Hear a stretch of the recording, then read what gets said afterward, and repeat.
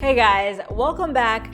Today we're going to be getting pretty basic. We're going to do 2 pie crusts, a sweet one and a savory one. We're going to do our savory one in this nice 9.5-inch pie pan. And then we're going to do 2 little sweet ones.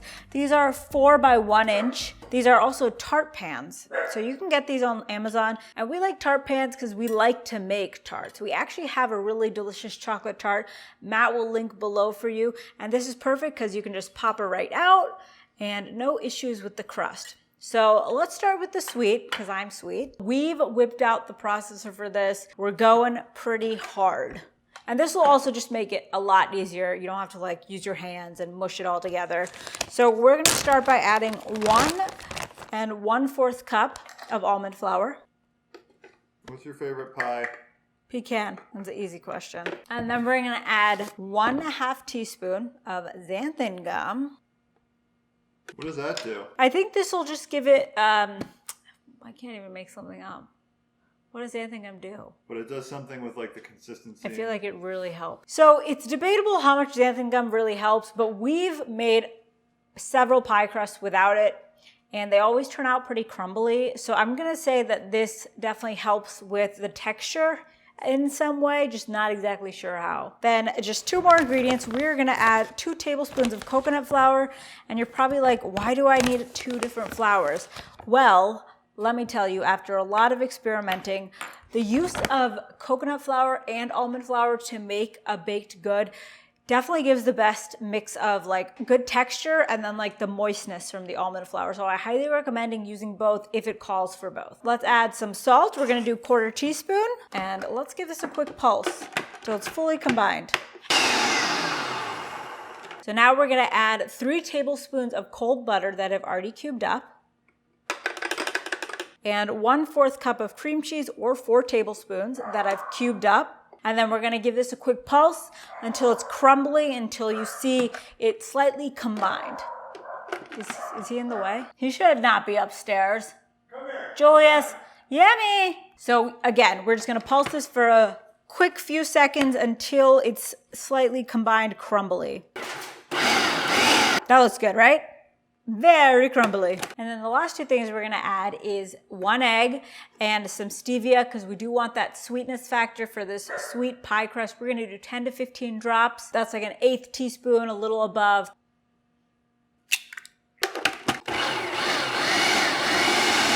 So that looks perfect to me, and you can even smell the sweetness, which I love. I love a good pie crust, because that just means a pie is on its way to my mouth. So right now you can transfer all of this to saran wrap if you want to freeze this for later, or refrigerate it for a couple days. It'll be good in the fridge for 3 days. So you can just prepare this ahead of time if you know you have guests coming over for the weekend. But we're gonna use this pretty much right away. So now that we have our dough, which is nice and firm and not sticky at all, which is a good thing, we are just going to shape it to the pans we are using, or the pan you would use at home. 9-inch would work perfectly. We're gonna do 2 4-inch ones right here though. This recipe is gonna make a little more than what we need since we're using smaller tart pans. So I have about 1/4 of the crust right here. I just balled up slightly, and you can put it between parchment paper if you want and roll it out, but we're just gonna morph it right to the pan. All right, so we have our 2 pie crusts, and this is what we have left over. You could probably do another tart pan if you have a third, or you could put this in a muffin tin and make little mini ones with the muffin, little quiches, little tarts, whatever you want. So we're gonna actually freeze this. So you can refrigerate it for 30 minutes or freeze it for about 10 minutes. So it being really cold before we bake it will help it keep its shape. So we're gonna pop these in the freezer, and we'll be back in 10 minutes. So I just pulled my pie crust out of the freezer, and they are very cold. And at this point, you can brush them with an egg wash if you'd like. But since we're just baking the pie crust alone, we are going to put some holes in them with a fork, just some randomly. And this will help the crust itself from forming bubbles. So we're gonna pop these in at 425 for 10 to 12 minutes. As promised, we are also going to be doing a savory pie crust. So right now we got the sweet ones in the oven. So let's get to working on the savory pie crust. So the first thing we're going to do is we're going to add our flours and xanthan gum to the food processor. So that's 1 cup of almond flour and 1/4 cup of coconut flour and then half a teaspoon of xanthan gum. Now let's give this a quick pulse. Now we're gonna add 3 tablespoons of cold cubed butter, 1 large egg, 2 teaspoons of apple cider vinegar. So now we're gonna pulse this together. Remember not to overwork it. Doesn't feel too overworked, so that looks good. So let's pop this out into a bowl. So something to note here in the dough is you can see like small chunks of butter. That is totally fine. This is actually still pretty cold and it's firm. So we're actually just gonna form it right into the pan right now, and then we'll get it in the freezer for 10 to 15 minutes so that it's really cold right before we bake it. I'm gonna grease this pan just to be safe so the crust comes out really nice, especially if you're making something and serving it up for like friends or an event. You definitely don't want like a crumbly broken crust in the bottom. I'm going to place the dough between 2 pieces of parchment paper so we can get this nice and thinly rolled out.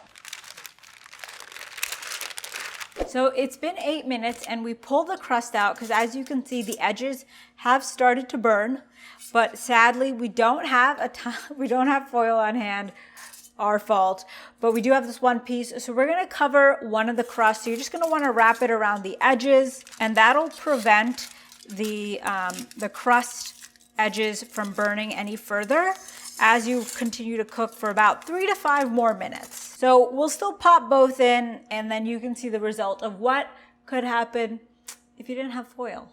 All right, so it's pretty big. It may not be perfect, but we can always form it to the pan once it gets in there.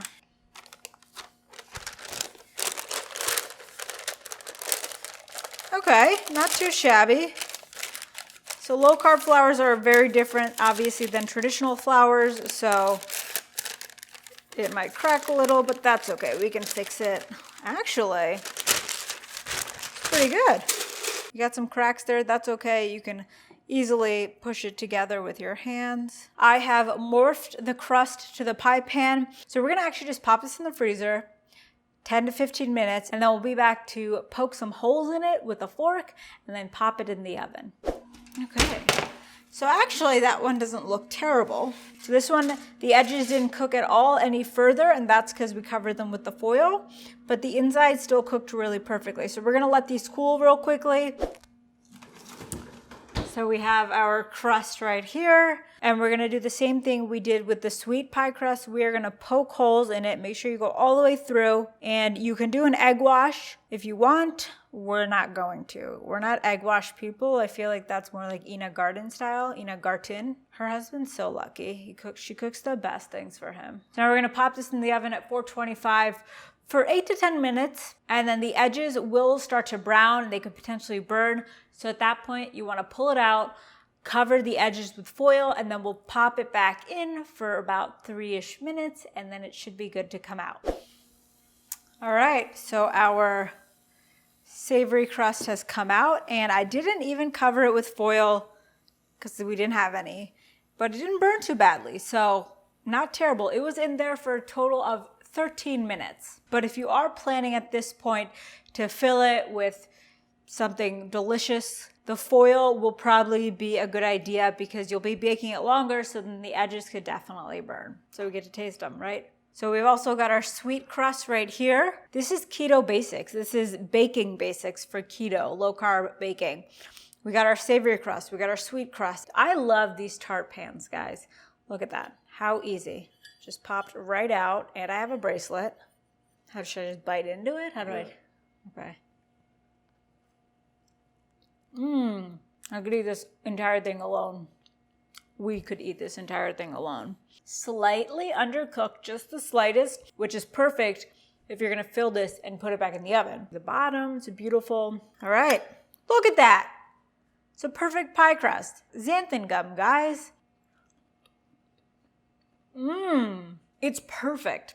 I think this is the best savory pie crust we've ever made. It stays together, it's not crumbly. 2, it has like a nice buttery taste and like texture to it.